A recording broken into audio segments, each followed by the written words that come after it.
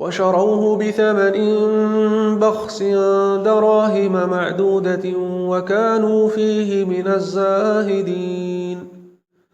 وقال الذي اشتراه من مصر لامرأته أكرمي مثواه عسى أن ينفعنا أو نتخذه ولدا.